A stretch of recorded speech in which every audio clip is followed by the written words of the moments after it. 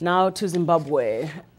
Now that a unity government has been formed following last week's swearing in of opposition leader Morgan Tsvangirai as prime minister, still the nation's economic crisis continues and Zimbabweans are still fleeing into neighboring countries.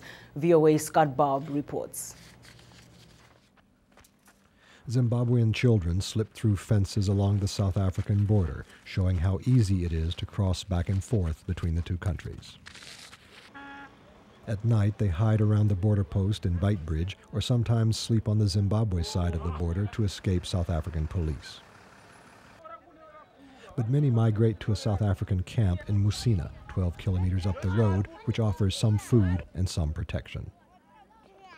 Rudzani Ramugondo works for Save the Children, which is trying to help these kids. He says there are more than 1,500 unaccompanied minors in Musina sleeping outdoors like the adults. Actually, their needs, it's one, to have shelter, to have a place where they can stay, as an individual, they need personal things like clothing, like blankets, like toiletries, and most of them, they actually want to be in school. His organization has been able to place 250 children in local schools. For the others who are still waiting, the group organizes informal classes that teach coping skills. 17-year-old Ippo Mario fled to South Africa after Zimbabwe's ruling ZANU-PF party began attacking supporters of the opposition Movement for Democratic Change following disputed elections last year.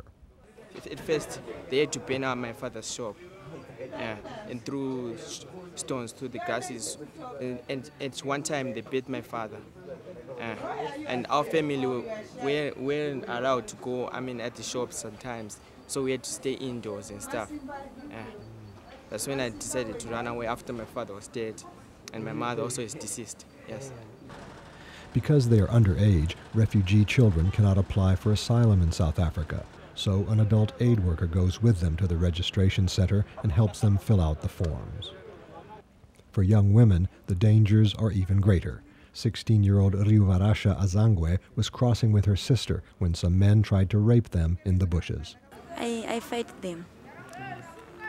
So they said they want to cut me and left me. They cut me and they ran because they were soldiers. Came in.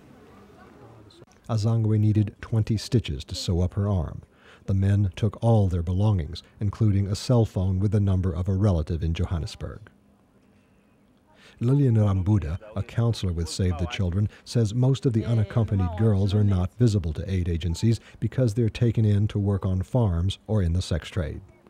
Girls, especially girls, they're under big challenge because some they now start to do the prostitution while they are still young, because they have been grabbed by big men, lying to them, expecting them to do things which they were not willing to do. As they are stranded and vulnerable, they will do as they have been told. The heartache of these children often comes out in music, such as in this song composed in the Shona language by 17-year-old Tonderai Muroyiwa.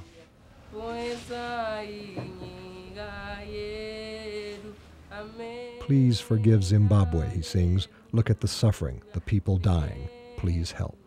Humanitarian groups say the only solution for children like this is schooling until they can get jobs. But that could take a long time, since there are millions of unemployed people already in South Africa from both sides of the border. Scott Bob, VOA News, Musina, South Africa.